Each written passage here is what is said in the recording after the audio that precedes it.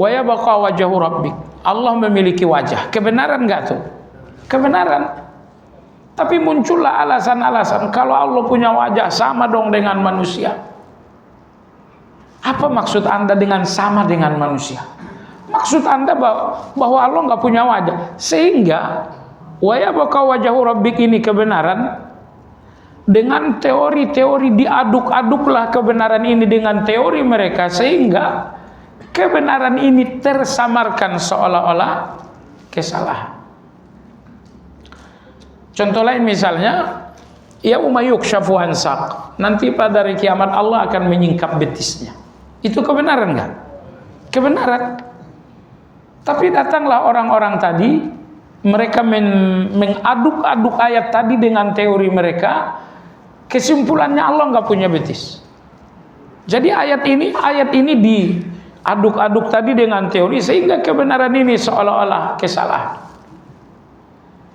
Itulah yang terjadi jamaah sekalian. Kebenaran-kebenaran dalam Al-Quran diaduk-aduk dengan teori-teori mereka, sehingga kebenaran itu enggak lagi benar. Ini yang dinamakan dengan syubhat. Baik, contoh lain misalnya, riba itu haram kan? Haram.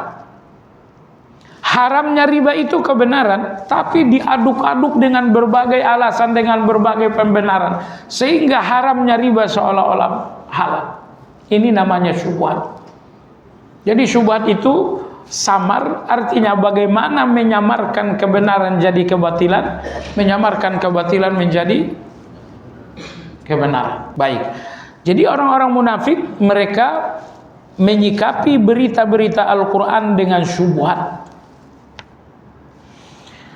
Lalu apa sikap mereka terhadap syariat, perintah dan larangan? Mereka menyikapinya dengan syahwat. Syahwat itu apa? Mereka nggak bisa mensyubuhatkan lagi karena jelas. Ya, nggak ada teori lagi. Misalnya ketika Allah mengatakan aqimus shalah, lakukan salat. Mereka nggak ada teori untuk mensyubuhatkan itu. Mereka terima wajibnya salat lalu dilanggar. Itu syahwat namanya. Mereka akui ini benar, perintah sholat benar, tapi dilanggar. Nah, sekarang saya mau nanya, munafik ini jadinya punya agama enggak? Ketika agama datang membawa berita, mereka syubhatkan. Ketika agama datang bawa perintah dan larangan, mereka langgar. Hasilnya mereka punya agama enggak? Ya, mereka hasilnya enggak punya agama. Oleh sebab itu, apa kata selamat dari syubhat dan syahwat ini?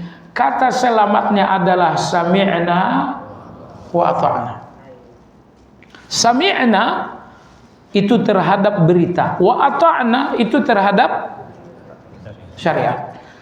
Ketika Allah menyampaikan berita, Allah mengatakan aku punya wajah. Sami'na, ya Allah kami dengar itu. Allah mengatakan aku punya tangan. Sami'na, ya Allah kami dengar. Dan ketika Allah mengatakan misalnya kalian wajib salat, ata'na, kami taat.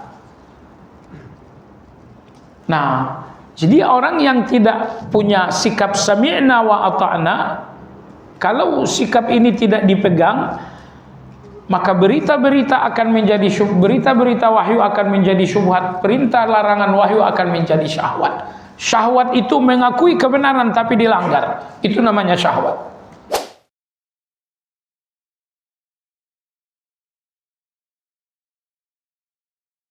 Innal hamdalillah nahmaduhu wa nasta'inuhu wa nastaghfiruh wa na'udzu billahi min shururi anfusina wa min sayyiati a'malina man yahdihillahu fala mudilla lahu wa man yudlil fala hadiya lahu wa ashhadu an la ilaha illallah wahdahu la syarika lahu wa ashhadu anna Muhammadan abduhu wa rasuluhu la nabiyya ba'dah. Allahumma salli wa sallim ala Muhammad wa ala alihi wa ashabihi wa man ihtada bihadihi wa istanna bi sunnatihi wa sara ala nahjihi ila yaumiddin. يا أيها الذين آمنوا اتقوا الله حق تقاته ولا تموتن إلا وأنتم مسلمون. Jemaah sekalian rahimakumullah, di dalam zikir pagi itu ada satu zikir yang memang harus diucapkan penuh dengan kesadaran. Salah satunya adalah Allahumma ma asbaha bi min ni'mah aw bi ahadin min khalqika faminka wahdaka la syarika lak. Ya Allah, nikmat apapun yang saat ini aku miliki atau dimiliki siapapun, faminka wahdak, semua nikmat itu hanya dari Engkau saja. La syarikalak, tidak ada sekutumu di dalam nikmat itu. Inti dari zikir ini mengakui keesaan Allah di dalam nikmat. Sehatku saat ini adalah keesaan Allah. Keuanganku saat ini adalah keesaan Allah. Karena tidak boleh, atau bagian dari syirik kecil, mengatasnamakan nikmat Allah kepada selain Allah. Misalnya aku sehat setelah minum obat. Ini saya segar begini karena saya minum vitamin. Segar, sehat, bugarnya kita ini dari Allah, tiba-tiba diatasnamakan vitamin dan lain-lain. Maka zikir yang tadi itu memperbaharui tauhid kita tentang keesaan Allah dalam nikmat. Allahumma ma asbah bi min ni'mah aw bi ahadin min khalqika faminka wahdaka la ilaha illa anta lakal hamdu wa lakash syukru. Baiklah jamaah sekalian, kajian Madarijus Salikin pertemuan terakhir, Imam Ibnu Qayyim rahimahullahu taala memberikan penjelasan tentang sifat-sifat orang munafik dalam surat Al-Baqarah. Allah berfirman, wa idza qila lahum la tufsidu fil ardi qalu innama nahnu muslihun. Apabila dikatakan kepada orang-orang munafik, janganlah kalian membuat kerusakan di muka bumi. Mereka mengatakan kami ini memperbaiki. Itulah munafik. Merusak tapi merasa memperbaiki. Kalau orang-orang yang merusak merasa memperbaiki, berarti dia tidak akan henti-hentinya merusak. Orang-orang merusak yang akan berhenti adalah orang yang merusak dan sadar bahwa dirinya merusak. Nah, kalau justru merusak tapi merasa memperbaiki, berarti mereka tidak akan mungkin menghentikan kerusakan. Jadi setiap orang yang merusak namun merasa memperbaiki, setiap orang yang salah tapi merasa benar, setiap orang yang berdosa tapi merasa berbuat baik, inilah watak munafik itu. Ini betapa banyak watak ini. Kita pun sering dalam watak ini. Merusak tapi merasa memperbaiki, salah tapi merasa benar, sayyi'ah tapi merasa hasanah, dolalah tapi merasa hasanah. Itu sering sekali. Nah, setiap maksiat itu adalah kerusakan. Korupsi adalah kerusakan, manipulasi adalah kerusakan, menjual beli agama adalah kerusakan. Lalu pekan lalu Imam Ibnu Qayyim mengatakan kerusakan terbesar adalah merusak agama Allah. Orang-orang yang berjudi itu mereka tidak merusak agama ini. Mereka hanya merusak masyarakat dengan judi. Tapi mereka tidak merusak agama. Koruptor-koruptor itu mereka merusak ekonomi negara, tapi mereka tidak merusak agama. La tufsidu fil ard, jangan merusak di muka bumi. Kerusakan di muka bumi terbesar adalah orang-orang yang merusak agama. Lalu kerusakan terbesar terhadap agama adalah merusak ajaran agama tentang Allah. Merusak agama tentang ajaran-ajaran agama tentang Allah, itu yang dirusak. Maka muncullah orang-orang Jahmiyah, mereka merusak ajaran agama tentang Allah. Muncullah orang Mu'tazilah, muncullah orang Kullabiyah, Karramiyah, Syariyah, Maturidiyah. Ini semuanya adalah aliran-aliran yang merusak ajaran agama ini tentang Allah. Namun dengan kerusakan-kerusakan itu mereka merasa memperbaiki. Sejalan dengan aliran-aliran tadi adalah aliran-aliran baru. Misalnya liberal. Walaupun mereka merasa Islam untuk semuanya, tapi maksud mereka adalah bagaimana meliberalisasi Islam ini. Sehingga tidak lagi ada kata kafir, nggak ada lagi kata mukmin, yang ada adalah kata kita. Baik jemaah sekalian, hari ini kita masuki pembahasan beliau berikutnya di buku halaman 509, paling bawah sekali. Paling bawah sekali. Orang-orang awam mereka. Itu di buku halaman 509, di bawah sekali. Saya akan bacakan ringkasan. Imam Ibnu Qayyim berkata, kalangan awam mereka berkata, cukuplah bagi kita ajaran kaum khalaf. Mereka lebih selamat dan lebih cerdas dibandingkan kaum salaf. Di sini beliau menyebutkan dua istilah, istilah salaf, istilah khalaf. Nah, jemaah sekalian yang saya hormati, nah di antara kerusakan dalam agama ini pula adalah menyimpangkan istilah-istilah agama.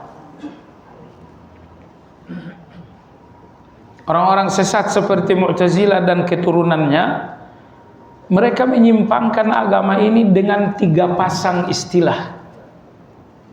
Istilah al-usul dan furu', hakikat dan majaz, mutawatir dan ahad. Ini istilah agama yang diselewengkan pengertiannya sehingga orang menjadi menyimpang. Saya nggak dalam, saya berikan contoh pertama. Ketika ulama kita menyebutkan ada hadis mutawatir, ada hadis ahad, itu memang istilah kaum salafus saleh. Anda kalau membuka kitab Ar-Risalah yang ditulis oleh Imam Syafi'i rahimahullah, beliau berbicara tentang hadis mutawatir, berbicara tentang hadis ahad. Tapi istilah mutawatir dan ahad ini kemudian diselewengkan pengertiannya oleh Mu'tazilah. Mereka mengatakan mutawatir itu diterima dalam akidah, kalau ahad tidak. Nah ini ulama-ulama kita mengkategorisasi hadis mutawatir dan ahad gak ada hubungannya dengan akidah. Hubungannya hanya tingkatan hadis. Kalau hadis diriwayatkan banyak orang mutawatir, kalau diriwayatkan tidak banyak orang dinamakan dengan, sampai di situ saja ulama kita menyebutkan mutawatir dan ahad. Tapi datanglah orang-orang Mu'tazilah ini menyimpangkan makna mutawatir dan ahad. Mereka mengatakan mutawatir itu diterima dalam akidah, tapi kalau ahad itu tidak diterima dalam akidah. Nah, hubungannya dengan kajian kita, istilah salaf, istilah khalaf ini istilah dalam agama kita ya. Tapi istilah ini pun diselewengkan tafsirnya oleh orang-orang munafik untuk menyelewengkan ajaran agama. Nah, salaf, arti dari salaf itu adalah pendahulu. Orang-orang pendahulu yang sudah wafat dinamakan dengan salaf. Nabi kita menjelang wafat, beliau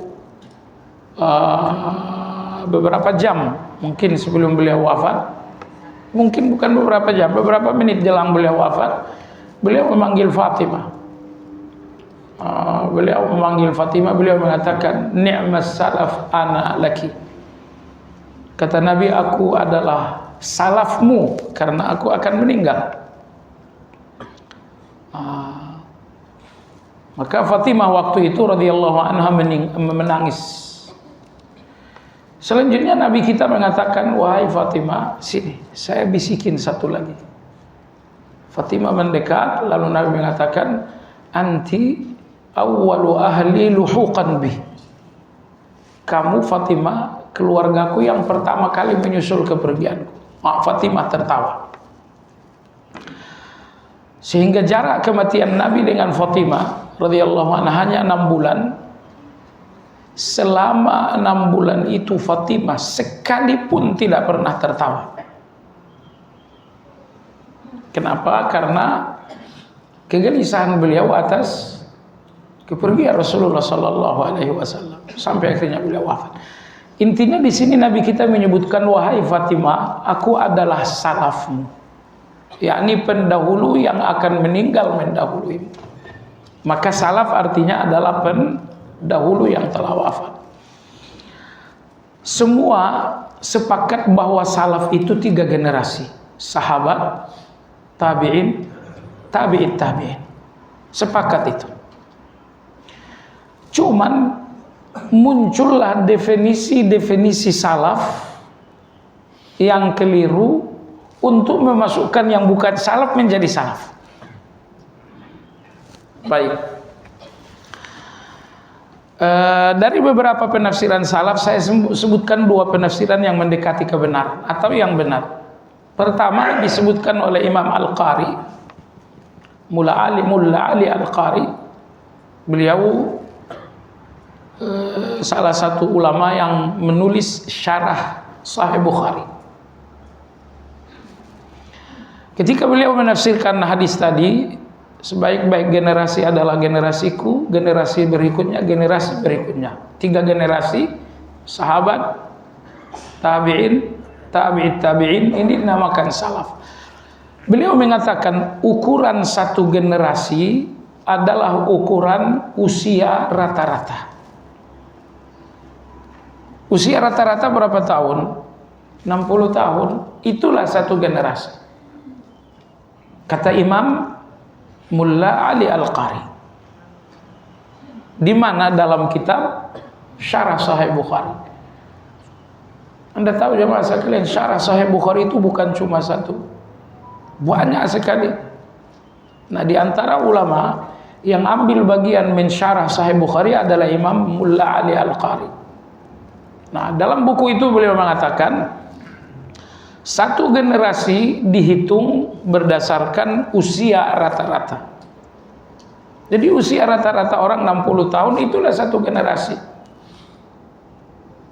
Nah, kalau usia rata-rata 60 tahun, lalu generasi terbaik itu 3 generasi, berarti generasi terbaik itu berapa tahun?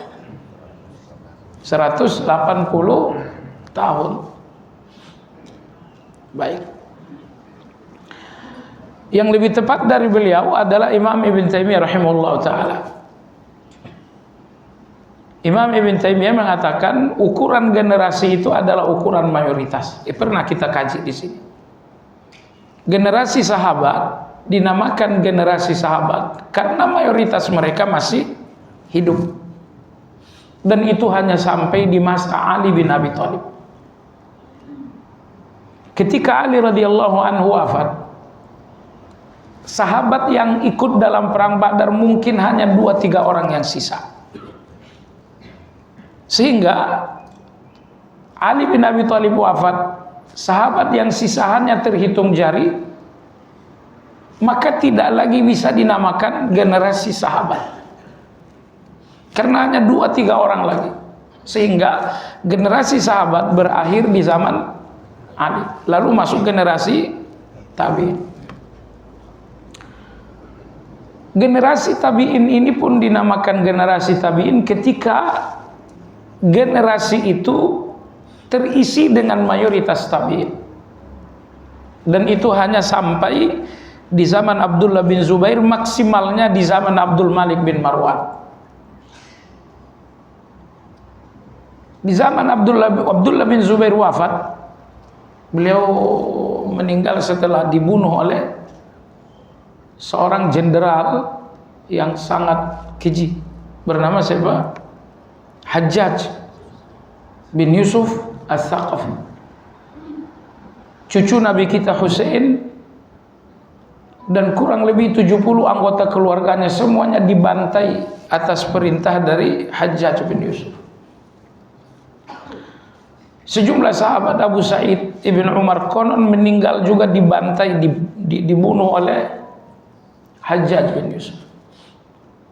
Sehingga ulama-ulama sepakat menggelari Hajjaj ini seorang yang fasik. Tapi sejahat-jahatnya si Hajjaj ini menjelang beliau meninggal, beliau menyebutkan doa menyentuh sekali. Beliau mengatakan, ya Allah, semua orang mengatakan saya ini nggak akan diampuni, tapi saya nggak ragu bahwa Engkau Maha Pengampun. Ya Allah, berikan aku apa yang aku yakin tentang-Mu, dan jangan berikan aku apa yang diucapkan orang tentangku. Itu menurut saya menyentuh itu. Ya Allah, semua orang mengatakan saya ini tidak akan diampuni, tapi saya nggak ragu bahwa Engkau itu Maha Pengampun. Berikan aku apa yang aku yakini tentang-Mu, dan jangan berikan aku apa yang diucapkan orang tentangku.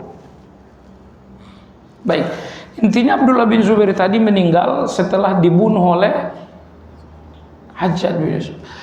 Beliau dibunuh di Mekah, di tanah haram pertumpahan darah, disitulah dibunuh. Intinya setelah Abdullah bin Zubair wafat, berakhirlah masa tabi'in. Karena setelah beliau wafat, tabi'in yang tersisa hanya sedikit, maka masuklah generasi tabi'in. Generasi tabi'in ini tabi'in ini selesai kurang lebih tahun 132 Hijriyah. Berakhirnya khilafah Bani Umayyah dan bersambung dengan khilafah Bani Abbasiyah. Di sini sudah tidak dinamakan lagi khilafah Bani Abbasiyah, ini sudah tidak masuk dalam generasi salaf. Jadi akhir dari tabi'in itu tahun 132, yaitu berakhirnya Bani Umayyah. Kenapa di situ akhirnya tabi'in? Karena yang tersisa dari tabi'in itu cuma beberapa orang saja. Baiklah jamaah sekalian, jadi ini yang dinamakan dengan generasi salaf. Belakangan ini ada yang mencoba mendefinisikan generasi salaf itu 3 generasi, iya. Sahabat tabi'in, iya. Lalu satu generasi itu 100 tahun. Kalau satu generasi 100 tahun, berarti generasi salaf itu berapa? 300 tahun. Tujuan mereka apa? Tujuan mereka untuk memasukkan Imam Abu Hasan al-Asy'ari ke dalam kaum salafus saleh. Makanya tadi saya katakan, hati-hati dengan istilah yang benar, tapi dengan arti yang telah disimpangkan. Saya sudah membaca beberapa referensi, tidak ada yang menafsirkan satu generasi itu 100 tahun. Saya sudah sampaikan dua pendapat tadi. Pendapat lain ada yang mengatakan satu generasi itu 40 tahun. Berarti 3 generasi 100. Ada yang mengatakan satu generasi 80 tahun. Berarti 3 generasi 240. Abu Hasan al-Asy'ari belum masuk karena beliau lahir tahun 260. 260 tahun, tahun 260 beliau lahir, tapi 40 tahun pertama beliau Mu'tazilah. Berarti sampai beliau berusia sampai di tahun 300 beliau itu masih Mu'tazilah, belum salaf. Jadi anggaplah Abu Hasan al-Asy'ari rahimahullah, beliau menjadi seorang salaf, menjadi ahli sunnah, taubat dari Mu'tazilah di tahun 301. Dan 301 itu bukan lagi generasi salafus saleh. Baik. Ini dinamakan generasi salaf tadi. Jadi yang betul generasi salaf itu berakhir tahun 132 Hijriah. Akhir masa Daulah Umayyah. Kenapa itu yang menjadi akhir masa generasi salaf, tabi'in? Karena yang tersisa dari tabi'in itu cuma terhitung jari, sehingga tidak bisa lagi dinamakan generasi mereka. Ini yang dimaksud dengan salaf. Lalu apa yang dimaksud dengan khalaf? Yang dimaksud dengan khalaf, orang-orang yang mencoba memahami agama secara khusus konsep ketuhanan menggunakan teori-teori falsafah. Mereka mencoba memahami agama, terkhusus ajaran agama tentang ketuhanan, menggunakan teori-teori ilmu kalam. Ilmu kalam itu adalah falsafah. Lagi naik daun saya lihat ilmu kalam. Baik, saya sebutkan contoh globalnya, sebab kalau saya rincikan nanti malah susah difahami. Muncullah Jaham bin Safwan. Beliau memahami teori bertuhan yang dinamakan dengan teori tarkib. Teori tarkib. Dari teori tarkib ini akhirnya beliau menyimpulkan Tuhan itu, Allah itu nggak punya nama, nggak punya sifat. Muncul orang Mu'tazilah, mereka merasa nggak nyaman dengan teori tarkib, maka mereka datang dengan teori al-arad, teori falsafah juga. Hasil dari teori al-arad ini Mu'tazilah mengatakan Allah bolehlah punya nama, tapi Allah nggak boleh punya sifat. Allah nggak punya sifat. Allah Ar-Rahman namanya, Maha Penyayang enggak. Allah itu Ar-Razzaq namanya, Maha memberi rezeki enggak. Muncullah Kullabiyah, muncullah Asy'ariyah, muncullah Maturidiyah. Mereka enggak nyaman dengan teorinya Mu'tazilah, maka mereka membuat teori yang bernama teori harakah. Dengan teori harakah ini mengatakan Allah itu punya nama, Allah itu punya sifat, tapi Allah itu enggak punya perbuatan. Sehingga semua sifat-sifat Allah yang bersifat perbuatan itu enggak ada. Allah turun itu kan perbuatan. Allah gembira taubatnya seorang mukmin itu enggak ada. Allah datang menuntaskan persidangan pada hari kiamat, wajah Rabbuk, Tuhanmu datang. Mereka tidak percaya. Jadi jemaah sekalian, Jahmiyah datang dengan teori tarkib, hasilnya mereka menolak nama dan sifat Allah. Mu'tazilah datang dengan teori arat, hasilnya mereka menerima nama Allah tapi tidak menerima sifat Allah. Lalu datanglah Kullabiyah Asy'ariyah CS, mereka memahami Allah dengan teori falsafah yang bernama teori al-harakah. Mereka mengatakan Allah punya nama, Allah punya sifat, tapi Allah nggak punya perbuatan. Imam Ar-Razi, beliau tokoh terpenting dalam terbangunnya akidah Asy'ariyah. Beliau mengatakan harakah artinya bergerak, itulah makhluk, sehingga Allah tidak mungkin disifati dengan yang namanya harakah, bergerak. Lalu Imam Ar-Razi mengatakan masalahnya di dalam Al-Quran lebih 100 ayat yang menegaskan bahwa Allah itu bergerak. Misalnya wajah Rabbuka, dan datanglah Allah. Datang itu bagaimanapun harakah, gerak. 100 ayat dalam Al-Quran menegaskan bahwa Allah bergerak, Allah berbuat. Sementara teori kita Allah itu tidak boleh al-harakah, bergerak, berbuat. Caranya bagaimana sekarang? Ayat-ayat ini harus ditakwil supaya cocok dengan kaidah. Tuh. Jadi ayat ini yang dipaksa tunduk kepada kaidah tadi.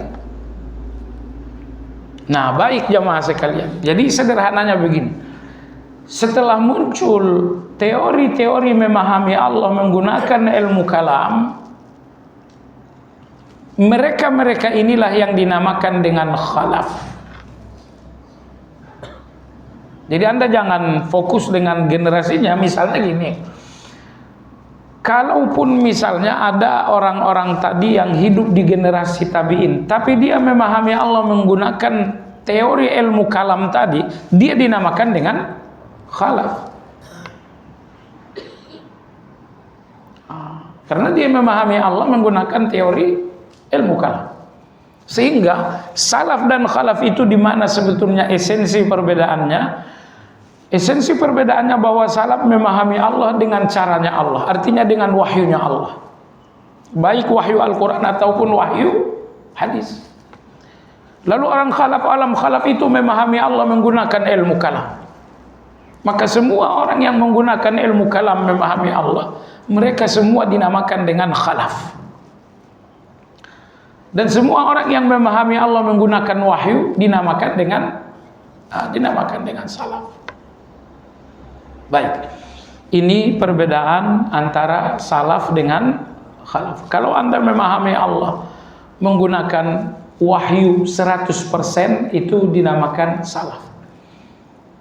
Tapi kalau pemahaman wahyu itu belum cukup, harus ada teori-teori ilmu kalam tadi, teori falsafah tadi, sehingga yang terpenting memahami Allah adalah teori falsafah. Inilah yang dinamakan dengan khalaf. Ya, jadi kita nggak bicarakan teori tadi supaya lebih mudah. Baik, di sini Imam Ibnu Qayyim rahimahullah mengatakan kalangan awam mereka berkata cukuplah bagi kita ajaran khalaf. Mereka lebih selamat, mereka lebih cerdas dibandingkan kaum salaf. Makanya kaum salaf ini mereka gelari dengan hasyawiyah. Itu gelar ahli sunnah, gelar kaum salaf dari dulu selalu digelari dengan hasyawiyah. Hasyawiyah itu istilahnya orang bodoh. Jadi ada satu kata yang artinya kita nggak tahu hakikatnya, itu namanya hasyawiyah. Misalnya Allah punya wajah, iya. Wajah Allah seperti apa? Nah, sepertinya saya nggak tahu. Al-Quran mengatakan Allah punya wajah, ya sampai di situ saya tahu. Soal rincian wajah itu saya nggak tahu. Mereka mengatakan berarti ada kalimat Al-Quran yang hakikatnya Anda nggak tahu. Itu namanya hasyawiyah.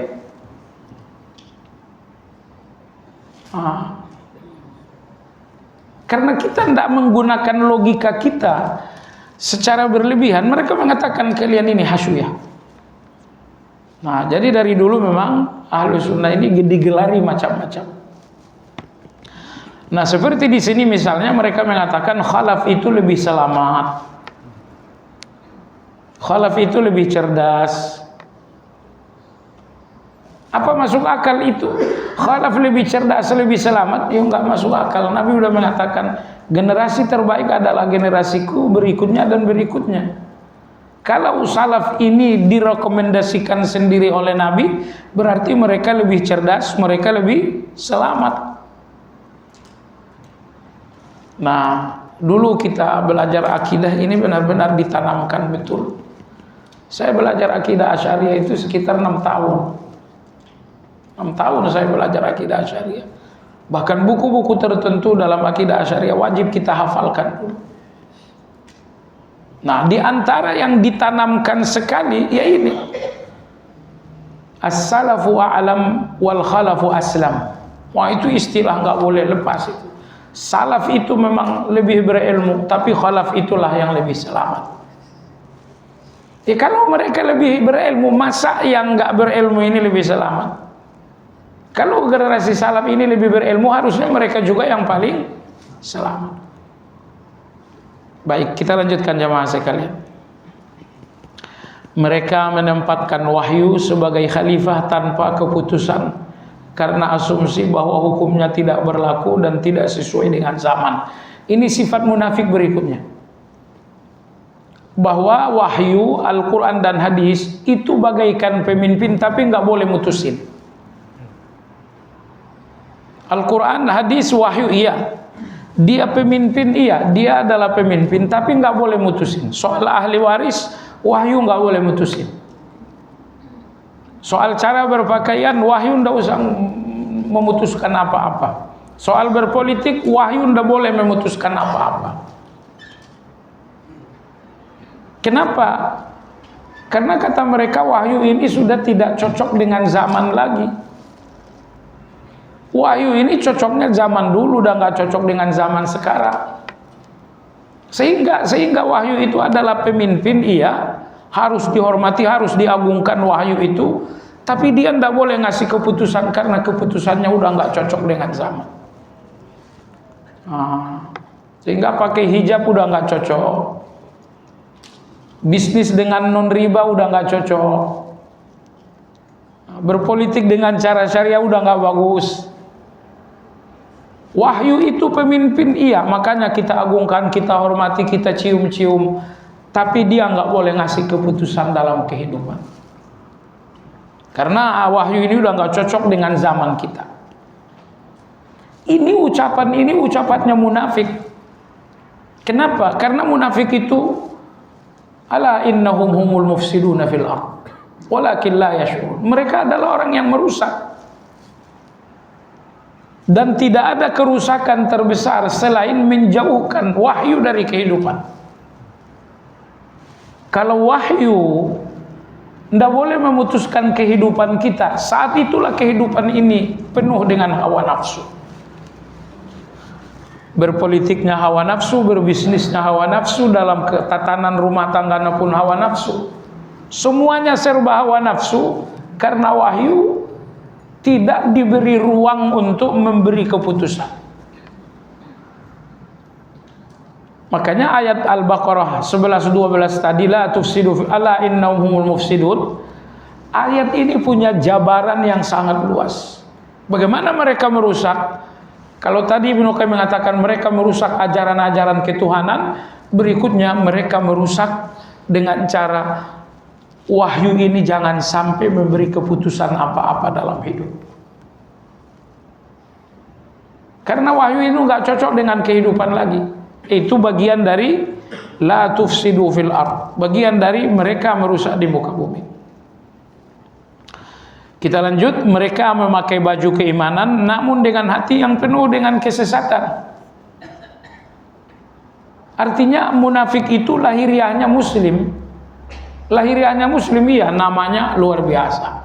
Nama kamu siapa? Nama saya Muhammad Ahmad Al-Humaidi.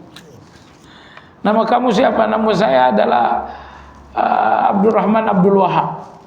Jadi Dari segi lahiriahnya Islam sekali, tetapi di dalam hatinya nggak ada Islam sama sekali. Hatinya menolak Islam, hatinya nggak suka dengan Islam. Baik. Allah Tabaraka wa Ta'ala berfirman, wa minan nasi may Al-Baqarah ayat 8. Wa minan nas man yaqulu amanna billahi wa bil yaumil akhir wa ma hum bimu'minin. Dan di antara manusia ada yang berkata, mereka adalah orang munafik, kami beriman kepada Allah dan hari akhir, padahal sesungguhnya mereka tidak beriman. Jadi keimanan mereka cuman berkata saja. Wa minan nasi may yaqulu, di antara manusia yaitu munafik, mereka berkata kami beriman. Jadi imannya mereka hanya perkataan, kami beriman, syahadat dan lain-lain. Wa ma hum bimu'minin, tapi mereka bukanlah orang yang beriman dalam hati, walaupun mereka beriman dalam pengakuan. Padahal hakikatnya iman itu adalah di dalam hati, berupa keyakinan. Nah, jemaah sekalian, dalam banyak ayat ataupun dalam hadis, rukun iman yang selalu digandengkan adalah Allah dan hari akhir. Seperti dalam ayat ini, amanna billahi wa bil yaumil akhir. Kenapa demikian? Karena mengimani hari akhir ini adalah salah satu induknya rukun iman. Semuanya induk betul, tapi di antara induk rukun iman yang paling utama setelah beriman kepada Allah adalah beriman kepada hari akhir. Kenapa demikian? Jamaah sekalian, semua ibadah ini bisa Anda nikmati karena Anda mengimani hari akhir. Anda mengimani surga, Anda mengimani nanti akan bertemu dengan Allah. Keimanan Anda terhadap hari akhir itulah yang membuat motif memberikan Anda menikmati salat, menikmati zikir, menikmati bla bla bla. Misalnya ketika Nabi kita bersabda, siapa yang menahan amarah padahal dia mampu melampiaskannya, maka besok Allah akan menyuruhnya untuk memilih bidadari. Itu hadiahnya kalau Anda menahan amarah itu. Amarah di rumah, amarah di luar rumah. Di luar rumah Anda lagi naik kendaraan, tiba-tiba ada pengendara lain yang nggak tahu sopan santun. Rasa-rasanya tubuhnya kecil, kalau saya ya mungkin gampang saya patahin gitu kan. Udah saya turun, saya marah-marah. Oh, ingat kata Nabi, man kadhama ghaidhan wa huwa qadirun ala ayyunaffidahu, siapa yang menahan marah padahal dia sangat mampu melampiaskannya, apa yang terjadi? Nanti pada hari kiamat, khayyarahullahu minal huri masya, nanti hari kiamat Allah suruh dia memilih bidadari yang dia suka. Nah, bidadari ini adanya di mana? Hari akhir. Surga itu adanya di mana? Hari akhirat. Bertemu dengan Allah di mana? Hari akhirat. Makanya makin seseorang mengimani hari akhirat, semakin kokoh dia beragama, semakin dia menikmati ibadah. Tapi semakin dangkal kita mengimani hari akhir, semakin dangkal kita beriman, dan semakin kita nggak menikmati ibadah kepada Allah Azza wa Jalla. Baik, kita lanjut. Modal mereka adalah manipulasi dan jualan mereka adalah dusta, sebagaimana Allah berfirman ayat 9 surat Al-Baqarah, yukhadi'una Allah walladzina amanu wama yakhda'una illa anfusahum wama yash'urun. Dan mereka menipu Allah dan menipu orang-orang yang beriman. Jadi perhatikan ayat ini, bagaimana Allah menggandengkan dirinya dengan orang-orang beriman. Mereka menipu Allah dan orang-orang yang beriman. Betapa dekat orang beriman ini dengan Allah, sehingga Allah menggandengkan dirinya dengan orang-orang beriman. Wa ma yakhda'una illa anfusahum wa ma yash'urun, dan mereka tidaklah menipu kecuali diri mereka sendiri. Apa manipulasi yang dilakukan oleh orang-orang munafik ini? Orang-orang munafik dalam ayat ini melakukan manipulasi. Mereka pura-pura beriman. Di mana manipulasinya? Dengan pura-pura beriman, mereka dihargai sebagai muslim. Dengan pura-pura beriman, keamanan mereka terjamin. Dengan pura-pura beriman, nanti ada pembagian harta rampasan perang, mereka pun kebagian. Jadi pura-pura keimanan mereka adalah keimanan pura-pura, keimanan manipulasi. Karena tujuan mereka beriman itu bukan iman itu yang menjadi tujuan. Tujuan mereka dengan keimanan adalah dunia. Kenapa kamu beriman? Ya supaya bisa menikahi seorang muslimah. Sekarang banyak nggak yang begitu? Banyak banget, banyak sekali. Pura-pura masuk Islam, padahal nggak menginginkan Islamnya, cuma menginginkan muslimahnya. Dari dulu ini gayanya orang munafik. Maka mereka pura-pura beriman di zaman Nabi. Untuk apa? Agar mereka dihargai, agar mereka aman. Nanti kalau ada bagi-bagi harta rampasan perang, mereka juga dapat. Jadi ketika dunia itulah yang menjadi tujuan mereka beriman, Allah mengatakan kalian ini menipu. Keimanan kalian adalah keimanan manipulatif. Harusnya kita beriman karena keimanan itu adalah kebenaran. Tapi orang-orang munafik, mereka beriman untuk bisa mendapatkan keuntungan-keuntungan dunia. Nah, ini catatan penting lagi, bahwa di antara wataknya orang munafik adalah dekat dengan agama untuk mendapatkan dunia. Pemilu, oh itu banyak yang tiba-tiba dekat dengan agama, sudah pernah ke masjid, tiba-tiba silaturahmi dengan masjid RT, tiba-tiba silaturahmi dengan masjid kelurahan dan lain-lain. Dari dulu gaya beragamanya munafik begitu. Mereka tuh punya Islam bukan karena Islamnya benar, tapi karena dalam Islam ini mereka dapat dunia. Nah, sampai sekarang ternyata manusia-manusia munafik, ya sampai kiamat sih nggak ada selesainya. Cuman kita perlu belajar untuk melepaskan diri aja. Imam Ibnu Qayyim rahimahullah mengatakan, syubhat dan syahwat telah menggerogoti dan merusak hati mereka.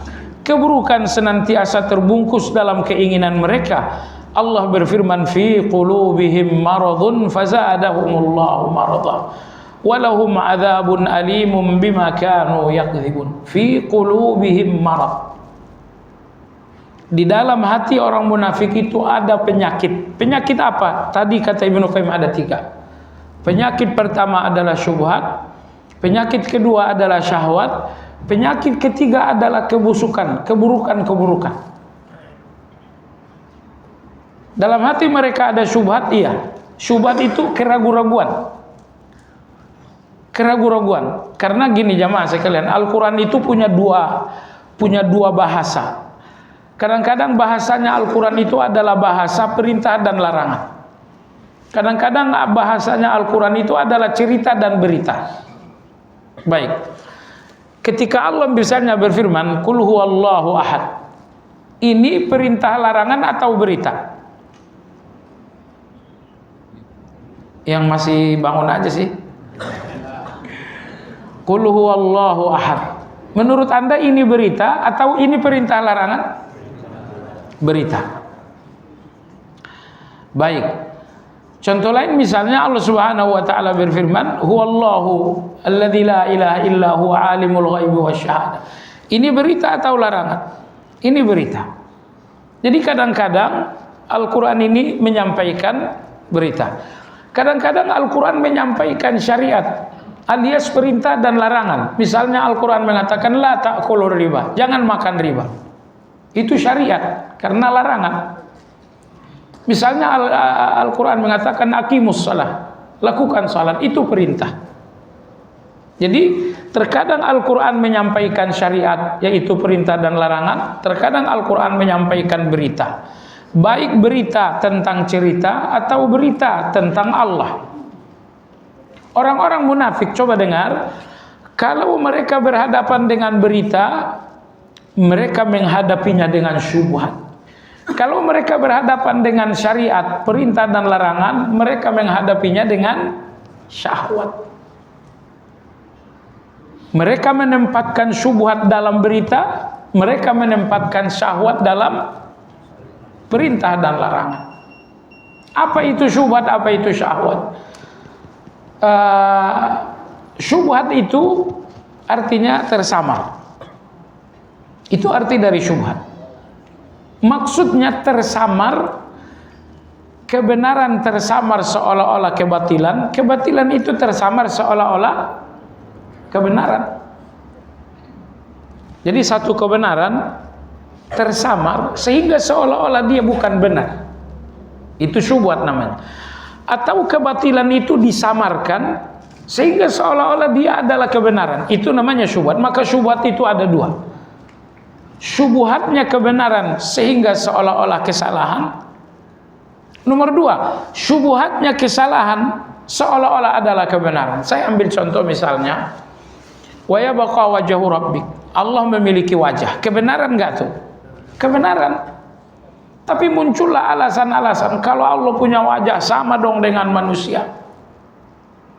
Apa maksud Anda dengan sama dengan manusia? Maksud Anda bahwa Allah nggak punya wajah, sehingga wa yabqa wajhu rabbik ini kebenaran. Dengan teori-teori diaduk-aduklah kebenaran ini dengan teori mereka, sehingga kebenaran ini tersamarkan seolah-olah kesalahan. Contoh lain misalnya, yauma yukshafu an saq. Nanti pada hari kiamat Allah akan menyingkap betisnya. Itu kebenaran enggak? Kebenaran. Tapi datanglah orang-orang tadi, mereka mengaduk-aduk ayat tadi dengan teori mereka. Kesimpulannya Allah enggak punya betis. Jadi ayat ini diaduk-aduk tadi dengan teori sehingga kebenaran ini seolah-olah kesalahan. Itulah yang terjadi jamaah sekalian. Kebenaran-kebenaran dalam Al-Quran diaduk-aduk dengan teori-teori mereka sehingga kebenaran itu enggak lagi benar. Ini yang dinamakan dengan syubhat. Baik, contoh lain misalnya, riba itu haram kan? Haram. Haramnya riba itu kebenaran, tapi diaduk-aduk dengan berbagai alasan, dengan berbagai pembenaran, sehingga haramnya riba seolah-olah halal. Ini namanya syubhat. Jadi syubhat itu samar, artinya bagaimana menyamarkan kebenaran jadi kebatilan, menyamarkan kebatilan menjadi kebenaran. Baik. Jadi orang-orang munafik mereka menyikapi berita-berita Al-Quran dengan syubhat. Lalu apa sikap mereka terhadap syariat, perintah dan larangan? Mereka menyikapinya dengan syahwat. Syahwat itu apa? Mereka nggak bisa mensyubhatkan lagi karena jelas. Ya, nggak ada teori lagi. Misalnya ketika Allah mengatakan aqimus shalah, lakukan salat. Mereka nggak ada teori untuk mensyubhatkan itu. Mereka terima wajibnya sholat lalu dilanggar. Itu syahwat namanya. Mereka akui ini benar, perintah sholat benar, tapi dilanggar. Nah sekarang saya mau nanya, munafik ini jadinya punya agama enggak? Ketika agama datang membawa berita, mereka syubhatkan. Ketika agama datang bawa perintah dan larangan, mereka langgar. Hasilnya mereka punya agama enggak? Ya mereka hasilnya nggak punya agama. Oleh sebab itu, apa kata selamat dari syubhat dan syahwat ini? Kata selamatnya adalah sami'na wa ata'na. Sami'na itu terhadap berita, wa ata'na itu terhadap syariat. Ketika Allah menyampaikan berita, Allah mengatakan aku punya wajah. Sami'na, ya Allah kami dengar itu. Allah mengatakan aku punya tangan. Sami'na, ya Allah kami dengar. Dan ketika Allah mengatakan misalnya kalian wajib salat, ata'na kami taat. Nah, Jadi orang yang tidak punya sikap sami'na wa ata'na, kalau sikap ini tidak dipegang, maka berita-berita akan menjadi berita-berita wahyu akan menjadi syubhat, perintah larangan wahyu akan menjadi syahwat. Syahwat itu mengakui kebenaran tapi dilanggar, itu namanya syahwat. Syubhat itu mengakui kebenaran tapi disamar-samarkan. Disamar-samarkan. Misalnya ada satu acara A ini nggak boleh. Sepakat kok, mereka juga bilang Nabi tidak pernah melakukan acara A. Saya sebut A karena banyak sekali. Kalian setuju nggak Nabi nggak begini? Iya, Nabi nggak pernah begitu. Apa salahnya? Kan isinya ceramah, isinya ngaji, isinya silaturahmi, isinya sedekah.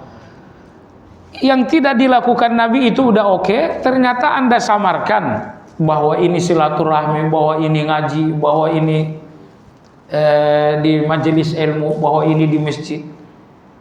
Itu semuanya agar yang nggak dilakukan Nabi itu menjadi seolah-olah kebenaran. Itu syubhat itu. Mestinya kalau kita udah sepakat Nabi nggak melakukan itu, udah kita kalau udah sepakat di situ tinggal konsekuensi aja. Tinggalin, bahwa kemudian dipoles, tapi kan ini isinya zikir, tapi kan ini isinya sejarah, tapi kan ini isinya silaturahmi. Ini semua langkah-langkah bagaimana yang tidak dilakukan Nabi seolah-olah benar-benar syariat. Ini namanya apa? Syubhat. Jadi kalau berita-beritanya wahyu disambut dengan syubhat, perintah dan larangan wahyu disambut dengan syahwat, berarti nggak akan ada lagi agama dalam hati orang-orang munafik. Maka selamatnya Anda dari syubhat dan syahwat itu dengan sami'na wa ata'na. Lebih tegasnya lagi, Anda selamat dari syubhat dan syahwat itu sesuai dengan ayat 65 dalam surat An-Nisa. Ayat 65 surat An-Nisa itu mengharuskan Anda 3 sikap terhadap wahyunya Allah. Apakah wahyu itu berita ataukah wahyu itu perintah larangan? Pastikan Anda memiliki 3 sikap. Apa itu? Fala wa rabbika la yu'minuna hatta yuhaqqimuka fima syajara bainahum thumma la yajidu fi anfusihim harajan mimma qadait wa yusallimu taslima. Sikap yang pertama apa? Terima. Terima semua berita, semua perintah, terima dulu. Nomor 2, la yajidu fi anfusihim harajan. Jangan sedikit pun hati Anda keberatan. Beritanya begini, saya nggak keberatan Allah punya wajah, saya nggak keberatan Allah punya tangan. Ini nomor 2. Pertama terima, tapi kan ada yang menerima setengah hati tidak, maka datang nomor 2. Jangan dalam hati ada rasa berat. Nomor 3, wa yusallimu taslima. Penuh betul-betul pasrah. Allah mengatakan wa yabqa wajhu rabbika, Allah punya wajah, saya terima sepenuh hati, saya pasrah dengan firman-Nya Allah. Saya enggak otak-atik lagi firman-Nya Allah itu dengan teori-teori A. Jadi kalau ayat ini masih di otak-atik dengan akal-akalan, dengan teori-teori, artinya Anda wa yusallimu, Anda tidak pasrah. Orang pasrah itu enggak ngotak-ngatik. Itu orang pasrah. Kalau katakan aku punya tangan, ya udah ya Allah, aku pasrah dengan firman. Jadi orang kalau enggak pasrah itu ngotak-ngatik jadinya.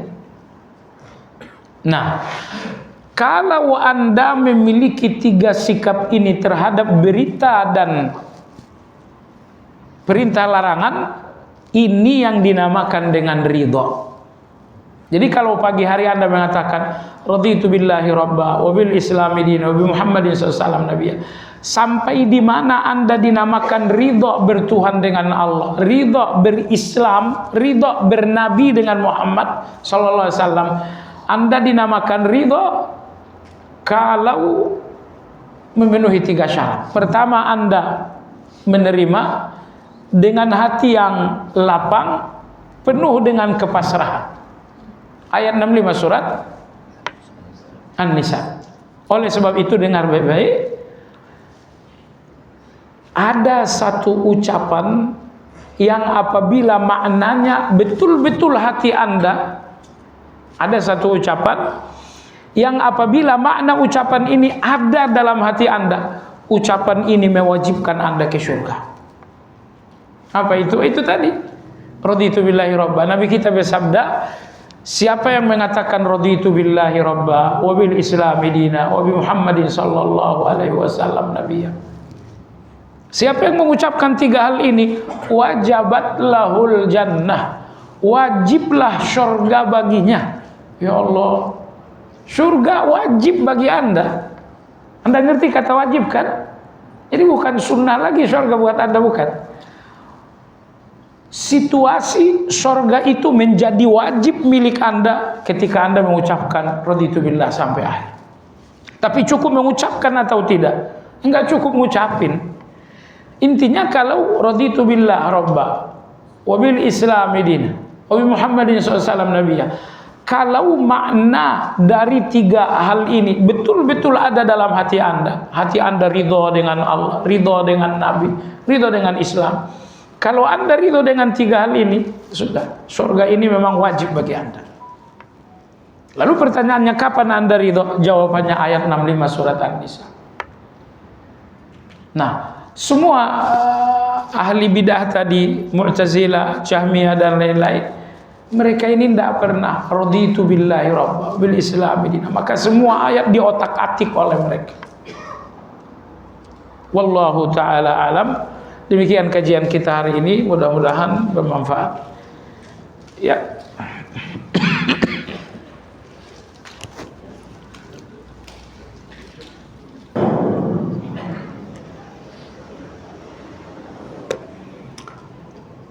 Apakah persatuan umat Islam itu susah dilakukan oleh umat Islam itu sendiri, mengingat kondisi di dalam negeri maupun di luar negeri saat ini orang Islam banyak jadi korban, misalnya kasus Palestina? Bagaimana mewujudkan kesatuan umat Islam? Ada satu konsep persatuan, tapi tidak diterima oleh banyak orang. Bahkan saya dengar gitu ya, di tengah kita yang ngaji ini, sehingga bicara jauh, di tengah kita yang ngaji ini ada terdengar sering sekali bahwa seruan persatuan umat ini adalah seruannya orang-orang yang manhajnya nggak benar. Itu bukan sekali dua kali saya dengar. Setiap orang yang mengajak bersatunya ahli sunnah dengan sesama ahli sunnah, padahal cuman beda-beda tipis saja. Mereka kunut, Anda nggak kunut. Mereka usolli, Anda nggak usolli. Nah, sehingga ada yang nggak setuju dengan itu. Jadi konsep persatuan, konsepnya dulu ya. Saya berikan Anda referensi. Ada buku judulnya Al-Wajiz fi Aqidati As-Salafi Ahlil Hadis. Buku ini sudah diterjemahkan, diterbitkan Pustaka Imam Syafi'i. Buku ini kita pelajari di beberapa tempat. Terjemahan Indonesianya adalah Intisari Aqidah Ahli Sunnah wal Jamaah. Intisari Aqidah Ahli Sunnah wal Jamaah. Yang paling mahal di bagian buku ini bagian depannya dan bagian belakang. Bagian depan buku ini nyaris 100% dengan bukunya Ustadz Yazid, Mulia dengan Manhaj Salaf. Bagian depannya doang. Kalau bagian belakangnya bukunya Ustadz Yazid, itu versi beliau. Tapi setidaknya beliau mengambil dari situ. Buku ini pernah kita kaji dulu di Sukatani, tapi qadarullah nggak lanjut. Dan buku ini kita kaji selesai di Kalisari. Yang paling mahal bagian awal, pembahasan tentang kriteria ahli sunnah, yang juga sangat mahal bagian akhir. Di situ berbicara tentang kaidah dakwah dan kaidah persatuan.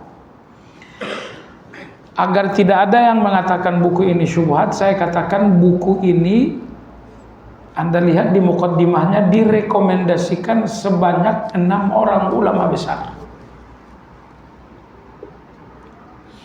Ya, 6 orang ulama besar memberikan pengantar di muqaddimah buku ini, yang artinya buku ini mereka akui.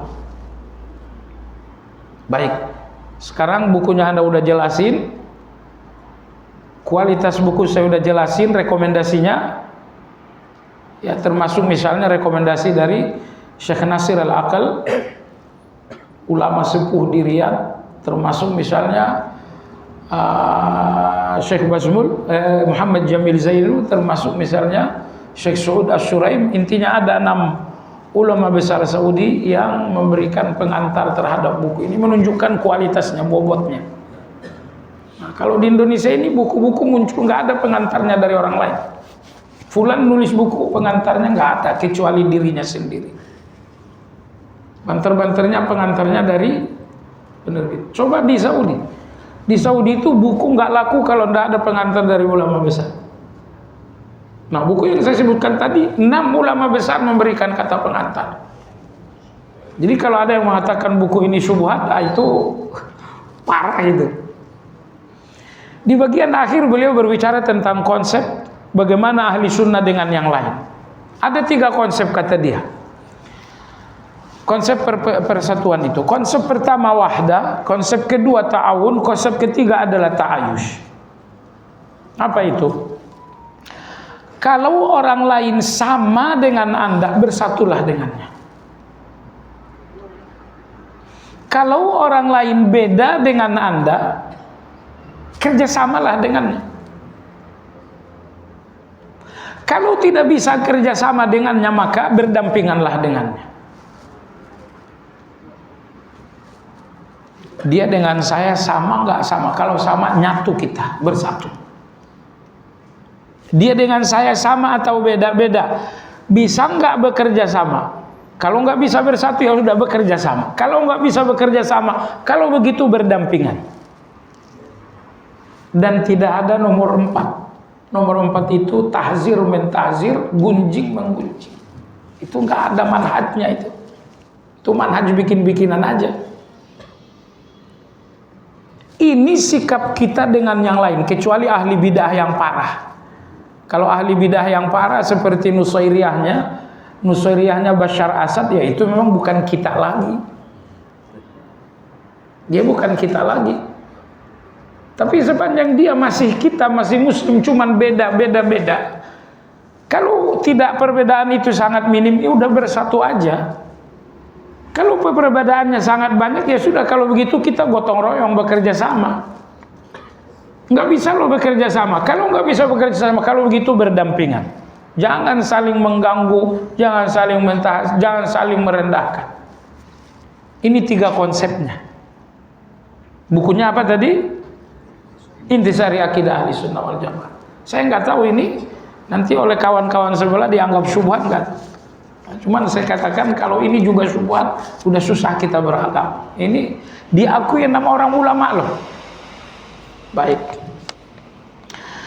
Yang menyulitkan persatuan itu bukan teorinya, tetapi hatinya. Sebab di dalam dakwah ini banyak sekali kepentingan-kepentingan. Ya Allah, jemaah sekalian, tidak semua orang yang berilmu menjadikan ilmu ini untuk kedermawanan. Dermawan itu artinya kan memberi tanpa imbalan, itu dermawan kan? Nah, orang berilmu yang paling baik adalah mereka yang melihat ilmu saya ini kedermawanan saya untuk orang lain. Tapi tidak semua. Banyak orang-orang berilmu itu menggunakan ilmu ini untuk transaksi-transaksi. Itu yang menyulitkan. Kalau ilmu ini sudah soal kepentingan, kalau ilmu ini soal transaksi-transaksi, di situ nggak mungkin bersatu. Jadi kalau di zaman Nabi kita persatuan itu gampang, karena di zaman mereka hubud dunia itu sedikit, nyaris nggak ada.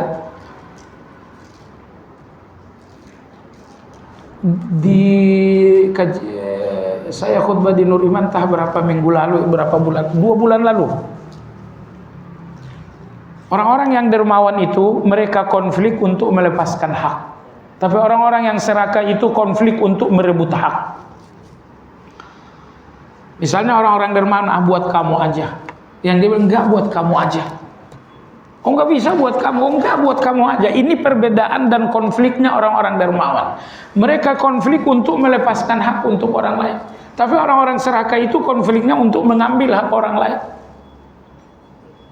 Jadi di zaman Nabi kita, hati manusia bersih, hubud dunia nggak ada, maka persatuan itu gampang. Maka sekarang ini teori persatuan itu juga gampang, aplikasinya susah karena masing-masing orang hubud dunia. Anda jangan kira guru-guru agama ini nggak hubud dunianya. Oh, hubud dunianya luar biasa.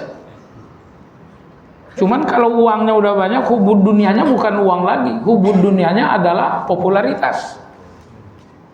Kalau popularitasnya udah terpenuhi, hubud dunianya gimana saya jadi penguasa? Karena ilmu itu bisa untuk apa aja. Ilmu bisa untuk nyari uang, ilmu bisa untuk nyari popularitas, ilmu bisa untuk nyari kekuasaan. Nah, ketika ilmu itu udah nggak murni, ilmu itu udah jadi alat nyari uang, alat nyari popularitas, alat nyari pendukung, alat nyari semua ini ilmu-ilmu yang sekarang ini jadi malapetaka karena dikendalikan orang yang menjadikan ilmu itu alat mencari pendukung. Fulan kalau ngaji, oh kalau ngaji masjid penuh itu. Ya, saya kalau ngaji sih cuma 2 orang, 3 orang yang datang. Jemaah sekalian yang sama, padahal gini, intinya gini ya, kita ngaji ini, yang datang 1000 orang, yang datang 10 orang, pahala buat saya berkurang enggak? Enggak. Yang datang 10 orang pahalanya A, yang datang 100 orang pahalanya A juga. Baiklah, jadi intinya persatuan itu gampang teorinya, susah aplikasinya. Sepanjang manusia-manusia ini masih hubud dunia, persatuan itu enggak ada. Karena hubud dunia itu hanya ada bahasa kepentingan. Saya jangan dia. Manakah doa yang lebih terkabul antara doa yang dipanjatkan oleh diri sendiri atau doa dengan mengaminkan dari seorang yang alim? Mohon dijelaskan. Bagusnya jangan dibenturkan, dua-duanya aja. Mana yang lebih baik? Saya doa untuk diri saya atau orang alim berdoa untuk saya lalu saya aminkan? Jangan dibenturkan, dua-duanya aja. Anda berdoa untuk diri Anda dan orang alim berdoa Anda aminkan juga. Ambil dua-duanya, itu lebih bagus. Bagaimana orang-orang munafik bila menghadapi ayat-ayat mutasyabihat? Mereka menghadapi ayat mutasyabihat seperti dikatakan oleh Aisyah radhiyallahu anha. Apa itu? Kata Aisyah radhiyallahu anha, apabila kalian melihat orang yang menyimpang dalam ayat mutasyabihat, mereka lah yang dimaksudkan oleh Allah dalam ayat kelima dalam surat Ali Imran itu. Mestinya di ayat mutasyabihat itu kita pasrah. Allah ngomong begini, ya udah pasrah. Tapi apa yang dilakukan orang-orang munafik? Orang munafik itu ngakal-ngakalin. Allah ngomong begitu, kata mereka enggak, harusnya begini. Munafik itu enggak pasrah di dalam ayat mutasyabihat itu. Wallahu a'lam. Subhanakallahumma wa bihamdika asyhadu an la ilaha illa anta astaghfiruka wa atubu ilaik. Alhamdulillahirabbil alamin. Assalamualaikum warahmatullahi wabarakatuh.